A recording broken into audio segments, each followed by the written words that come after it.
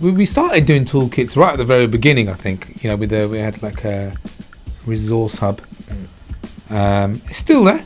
Yep. It's still there on our website. You can still check it out. There's still stuff you can access and download, which is very helpful. But it's developed. It's a core strategy for us.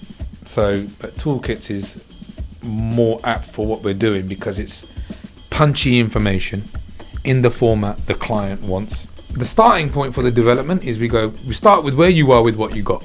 Something, nothing, everything. And it doesn't matter. Whenever I've seen this work done before, you get it delivered as a PDF and within 3 months they're out of date already. One of our strategies was we need to be able to keep these documents alive so that people see the value in why they're being done. The way to keep them alive is to make it as easy as possible for people to update them. And making their life easy is making it easy for them to interpret the two defining SOPs or toolkits, right? Yep. The brand, the company. This is Hospitality Huddles, bringing you the best conversations in hotel food and beverage. Manage, lead, coach, repeat. Every time I think of hospitality, I think of friendship. Hospitality allows you to be you.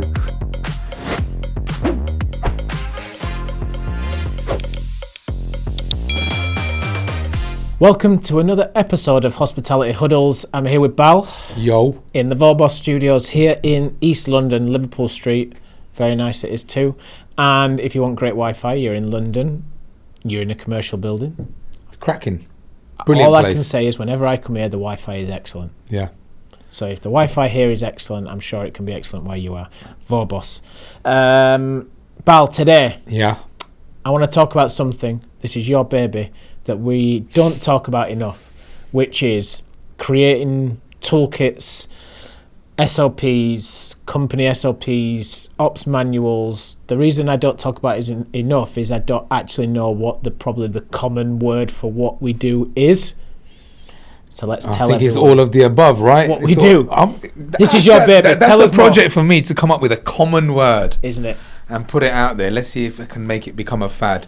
Oh, toolkits. We started doing toolkits right at the very beginning, I think. You know, we had like a resource hub. It's still there. Yep. It's still there on our website. You can still check it out. There's still stuff you can access and download, which is very helpful. But it's developed. It's developed part of our... It's a core strategy for us. And also, I think it's what operators out there need. They need us to help them with this because there's a time, there's a skill, there's a knowledge, not a shortage. It's just being used elsewhere, and because it's a time-consuming piece of work, it always gets put back. And there's also a little bit of stigma attached to toolkits. I prefer using the word toolkits to SOPs because when someone says SOP, they think a 400-page manual, which no one's ever read. But when things go wrong, you know, the bad guys always beat you with it. But Toolkits is more apt for what we're doing because it's punchy information in the format the client wants. Yeah. Yeah. And we don't just go, what is it? We're going to put some nice imagery on it and nice colours and do it in your font and all. We do that, but it's not just that. It's going... I'm not sure this works. So part of the toolkit's work is developing, amending existing things, and then recommending,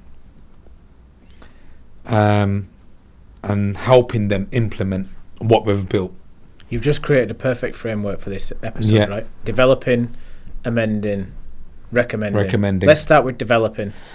What does it mean, I guess, and why is it useful? Why, like the different formats of, we produce the detailed SOPs, but then we take the core elements of those and make them into like brand sheets that can go on walls or that are easy to digest. We're creating videos of how to do things that can go into LMS systems and things like that. It's like, just talk about the developing side of it, because this is the important bit, isn't it? It doesn't matter if you've got something, you've got lots of things, or you've got nothing. It can all be used to get to the final result. Yeah, that the starting point for the development is we start with where you are with what you got. Something, nothing, everything. And it doesn't matter. And part of that development is we take what you've got, do some analysis on it, or if you haven't, we'll come and meet you, go to your venues, visit, understand. It's a bit like we did an episode about Dresden. You have to be in it to know. And that's why this development bit will form everything that's going to maybe come. So it's about doing some kind of a document analysis. It's visiting your venue, your company, your brand, your people, talking to your operators, the people who are actually doing the do, and what they're missing and what they need, which prevents them from executing X, Y, and Z. Then it's a lot of videoing, a lot of taking pictures, not spending just a visit a few hours, because it don't do enough. So it's about trying to get all the day parts, the different service elements, making sure all that matters. The developing is also about doing things for service, in the sense that, is it distinctive enough and does it sing the brand? Because if that bit's missing, there could be a disconnect in how you're deploying what you're doing. It could be too functional when it should be fun. It could be too fun when it should be a little bit more formal, the language and the tone. So we develop that also. And that comes in things like sequence of service, brand rituals. We've done a lot of them recently. When I say recently, this year, starting right at the beginning with the Hilton. And then we'll pull all that information and we will present something back in terms of drafts and how does this feel, how does this look, how does this read, are we on the thing? So there's a lot of alignment along the way. We're constantly calibrating what we're doing, because you can end up having the same as what they had, which is a load of text, which is important, okay? However, you need to then split it out, saying how can that information be used and deployed? The hint sheets or brand sheets we use, the how-to videos. The consumer is the new generation of operators, so you've got to give them material which they consume in the way they know how to. Yeah. Right. We grew up with operations manuals with lots of text and checklists and tick sheets and sign here. They use video, quick, short bullets of information, 30-second videos. Imagery, a lot of imagery, and the imagery we use is pictures. It's planograms, easy to understand. And then how making their life easy is making it easy for them to interpret the two defining SOPs or toolkits, right? The brand, the company, up so they can access any part of it. And then the delivery of that development is digital, physical, and then leave them something which they can evolve. Which I think that's the important thing, in an editable. We try to future-proof it as much as we can, but they need to be able to take that document, video, whatever, and make tweaks to it. I mean, for standard changes, they don't have to come back to us and say, "Can you change this?" And we're charging, and we give the editable files that then people can do. And I think that's what's important is whenever I've seen this work done before, you get it delivered as a PDF. And within 3 months, they're out of date already. No one wants to go back and get a PO signed off and blah, blah, blah, blah. So they end up being redundant very, very quickly, which was why when we developed this system out, one of our strategies was we need to be able to keep these documents alive so that people see the value in why they're being done. The way to keep them alive is to make it as easy as possible for people to update them, which is why we give the Canva templates, that everything that can be done on them can be done on a free plan, so they don't need anything cost, or it's delivered in Microsoft Office, and it's really simple to do. I think that's important. Take us through Amend. Amend will be the project we're doing in Kuwait. The developing of the SOPs, some of them we developed, but they had a load of head office departments which had a load of SOPs, and the departments have changed and evolved, got bigger, there's new kind of functions, they just needed updating. So it was literally taking some of them, doing some analysis, and some of them needed a bit more work out. Some of them needed amendments to bring them up to date, which are paragraphs. So we'll take that document and we literally will drop it in and say, what do you think of this? This is what we think based on this information we have. And then we'll go back, draft, that process all stays the same. I think the other interesting one is I remember you talking about how 2 or 3 different sites or sites in different locations or cities, countries had 2 different standards. And because of the work that we do, you were able to sit with the project leader and go, which one's the standard? Yeah. So that we can develop a company standard that then means everyone's doing the same thing. And I think we've both worked in big organisations where you have multiple brands. But the more you can keep it generic, the easier it is to move people around. So what process I always used to say in the investment group was anything a guest can't see and touch is company, and anything the guest can see and touch or part of culture, vibe, energy is branded. And I think that's the bit that we can help with is go, this should be company, because the way you defrost chicken is the same, should be the same everywhere. The way you empty the fat in, or the frequency, the same everywhere. So that if you have to move a chef around, or he deserves a promotion or whatever it might be, you can. It's not a problem. He's going to know the standard. You're not reteaching standards, which then makes transition, it makes promotions, it makes movement easier across the company. And I think that's what's key. Yeah, you got to get them to a base level, and then anything specific, we call these brand specifics. Yeah. When we're building them out, that's what it's like on our project platform as well. So let's take takeaway, right? Yeah. In takeaway, you have a company standard, which is we don't use staples. We always put QR code sticker for feedback on the bag. We tape the check to the bag. There's bits there that are company specific, and I'm just kind of thinking off the top of my head. But then there's clearly brand specific takeaway standards that only the people working in brand A need to know. Does the burger go in a box in brand A, but in brand B it goes into a branded butter paper? That's the brand specific, but every single item goes in a bag. That bag is never stapled. It always has the receipt checked to it. The way that you hand it over to the delivery driver is exactly the same. That should be the same. There's no need to have specific based on brand, unless a brand says it has to be different because of XYZ.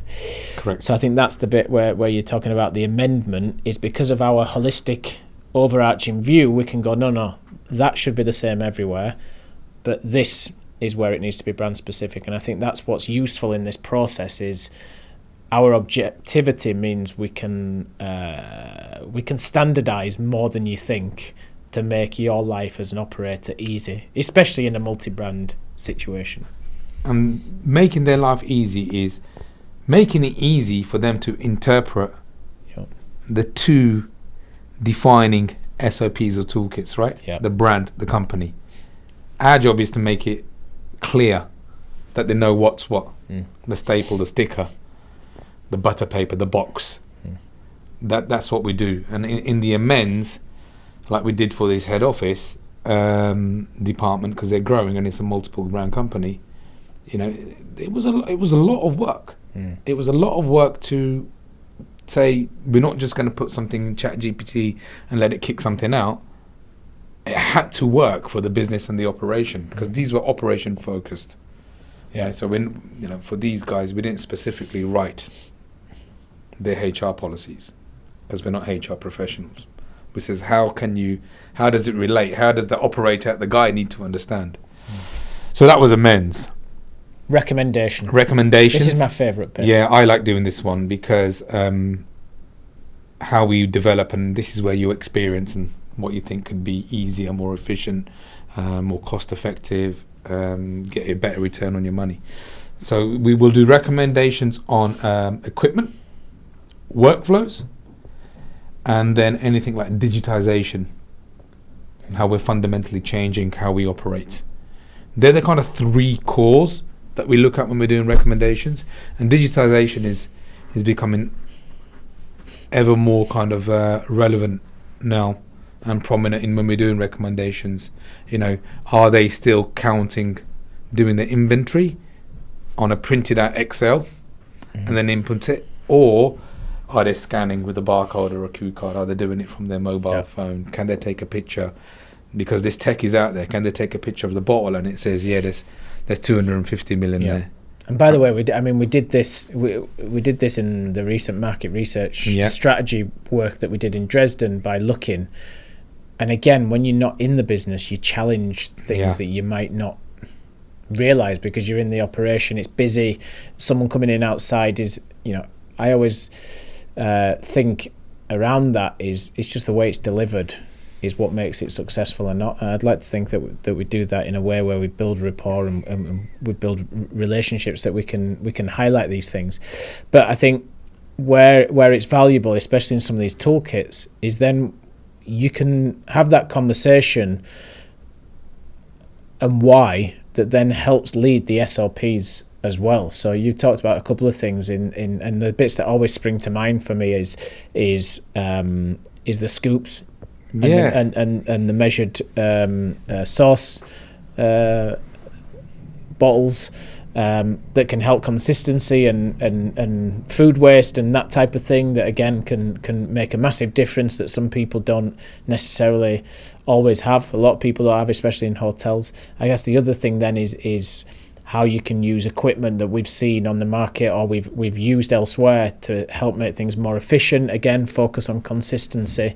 So I think as we're going round, what I think we'd like to bring is a lot of times when you speak to companies who do this, they will document what you do or what you say happens. I'd like to think through the recommendations aspect of it, we bring value to the whole process by going, if we've seen something that we know you can do better as a business, we want to bring you that value. If that doesn't end up in an SOP, now fine. If it ends up in an SOP in 6 months, 7 months, 8 months, 12 months time because you have CapEx and bits and pieces, then perfect. But I just think it doesn't make sense to go into businesses and think, you know what, you could just do that so much different if you just tweak that little bit. Could be anything, where a service station sits, how a workflow goes, is there a bench in the way, is there what's slowing people down, what's impacting. Because I think as you're doing that process and you're analysing and you're noting, it's not extra work to say this is a roadblock and have you thought about this. And like I say, people don't have to do anything with it, but it's there for the challenge, I guess. And that it all leads into that, and then that recommendation really does work with when we're developing it out. We're developing it out and they leave flexibility in there, flexibility in what we're writing and the imagery we're putting in and how the prescriptive stuff, but flexibility also in how we present them pieces of work back to the client. And the recommendations, you know, is people, product, equipment, right?